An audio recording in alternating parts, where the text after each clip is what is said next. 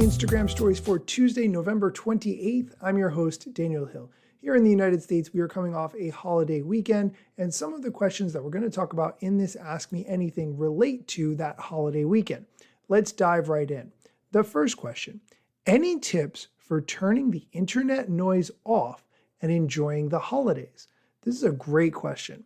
I personally have a system that makes sense probably to nobody else, but it makes sense to me, whereby I turn off all notifications on my phone except for the ones that I truly value, my personal email, my personal text, and the ones that are chats from my wife. Turn off every other notification. The rest of it is just really not that important. The ones that I truly value will come through to me. Also, I try to only watch TikTok videos when I'm on the treadmill. I'm not saying it's a system that makes sense. It's just what I do. Here's Adam's answer to the question, any tips for turning the internet noise off and enjoying the holidays? I feel a little weird saying this from a hotel room during a weekend with the kids, but I just think in general you should feel good about the time that you spend online, whether it's on Instagram or anywhere else. And so if you need to turn on Do Not Disturb or leave your phone in the other room when you're playing with your kids or when you're going to bed, I just highly encourage you to figure out what it is that you need to make sure that you feel good about the time that you spend on your device. Next question, what do you use Notes for? I haven't been using Notes much lately. I was excited when they first came out, but these days not so much. Occasionally I'll throw something interesting in there, but I haven't been using Notes much at all, so I'm not in a position to answer that. Here's Adam's answer to, what do you use Notes for? I use Notes just to let people know where I am when I'm traveling, specifically people who I follow, and also just what I'm up to. It's a way to put yourself out there a little bit and maybe start a conversation. I would definitely say it's great to use as a conversation starter. Absolutely. The next question isn't a question, it's a statement. Love using Close Friends for feed. If you're not familiar, Close Friends was always available for stories. However, it recently rolled out for feed posts and people are starting to use it. Here's Adam's response to that. Glad you like it. When we first built Close Friends, probably 4 or 5 years ago, we actually built it for feed in addition to stories, but no one in the test really used it for feed. So we just launched it to stories to try to keep Instagram simple, but at this point, it just seems strange that it didn't exist given how popular Close Friends are, so glad you're enjoying it. The next question is along the same lines of Close Friends. The question, Finsta or Close Friends? I feel like we haven't used the term Finsta much anymore because it's just, I don't know, it feels like a thing that was cool like 5 or 6 years ago. A Finsta is a fake Instagram account. You might have an account that your parents know about, and then you got your real account. That's just how teenagers used to use Instagram. They're probably just using Snapchat that way instead. Here's the answer to Finsta or Close Friends. It's a matter of personal preference. Now, the nice thing about just using Close Friends is it's really simple. So if you just want to post stories and feed to just a subgroup of your friends, you can do that. But the benefits of Finsta is that it's a completely different space. There's a different graph, different DMs, and sometimes it's nice to have that really clean separation. I appreciate that as a strategy, and he is correct. Keeping things separate may be better for you. We're going to take a quick break. When we come back, we're going to talk about broadcast channels, AI and Instagram, and how to increase your followers. So stick around. This episode is brought to you by Shopify. That's the sound of switching your business to Shopify, the global commerce platform that supercharges your selling. Harness the best converting checkout and same intuitive features, trusted apps, and powerful analytics used by the world's leading brands. Stop leaving sales on the table. Discover why millions trust Shopify to build, grow, and run their business. Sign up today for your $1 per month trial period at shopify.com/tech23. And we're back. Let's continue with the questions. How is broadcast channels doing? If I'm a creator, should I use it?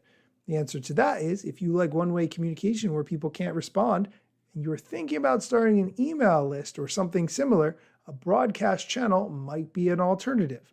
However, where email is platform agnostic, the person who follows you on Instagram via your broadcast channel would have to open Instagram regularly. So there's pros and cons of those sorts of choices. Here's Adam's answer to how is broadcast channels doing, and if I'm a creator, how should I use it? Broadcast channels are doing well, both on Instagram and on WhatsApp. Now, are they for you? It just depends. It's yet another thing to do, so I wouldn't take it on unless you're excited about it. Specifically excited about having a way to reach your most passionate followers who are literally willing to have you buzz their pocket every time you say something. For me, I use it just to give updates on small tests, things that I don't think everyone wants to know about, but maybe a really small, passionate group of people do want to know about. But for you, maybe that exists, maybe that doesn't. The next question has to do with being unfollowed. Is there a way I can see who unfollowed me? Is there any feature for unfollows?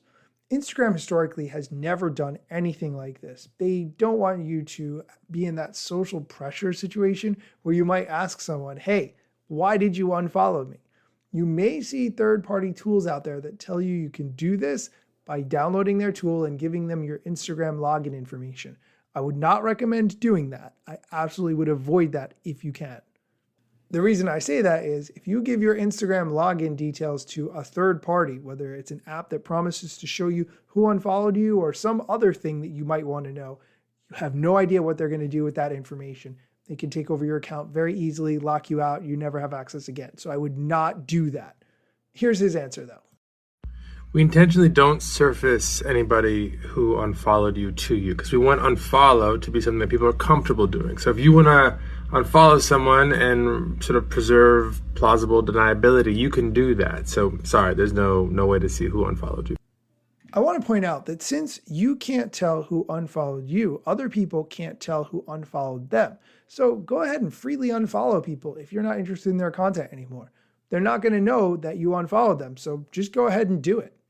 I often unfollow people, even if they are friends, if they don't create content that I'm interested in or they don't create content very regularly. I don't need to follow you if you post once every 3 years. Like, I'm sorry, I'm interested in you, but not that interested. That's just me though. Okay, next question. How would you integrate AI into Instagram? I have a ton of ideas about this. One thing I would really like to see AI do is work on bringing people back to my posts by stimulating conversation.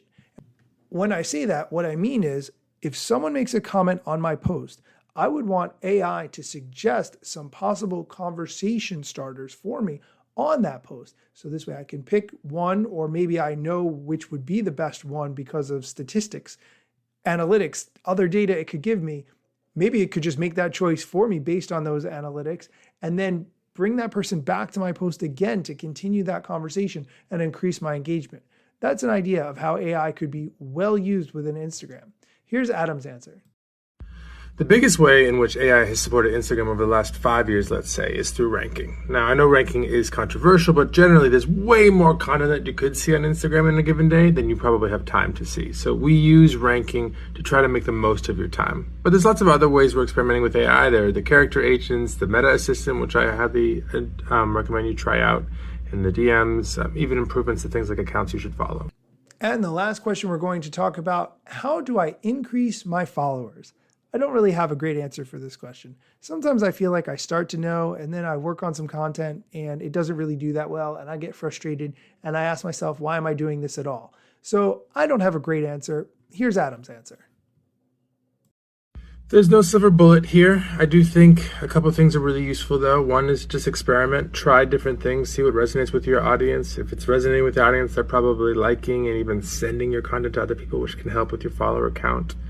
Also, try to make sure that it's clear when someone comes to your account what your account is for. I think you do need to post pretty regularly and with a consistent theme or themes so that people know what they're going to get into if they follow your account. That does make sense. I do think it's important to be consistent. Whatever your favorite TV show is, it probably is along the lines of a similar theme.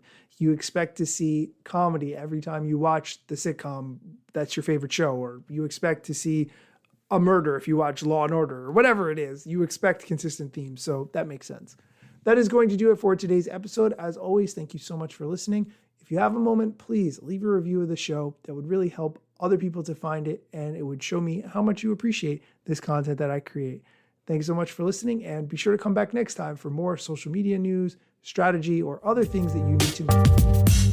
Instagram news got you covered, sometimes even TikTok. Relevant platforms in the metaverse ahead of the wave, without a break or a pit stop. Still waiting for Zuckerberg to give me the big job. Pause. Use trademarks and logos with Insta's permission, of course. If you like the show and you gain some good info, maybe leave a review. It's a type of applause. Just drop me a message if you want to collab. If you got some good content or you want to run ads, at Daniel Hill Media is where I am. TikTok, Facebook and Instagram.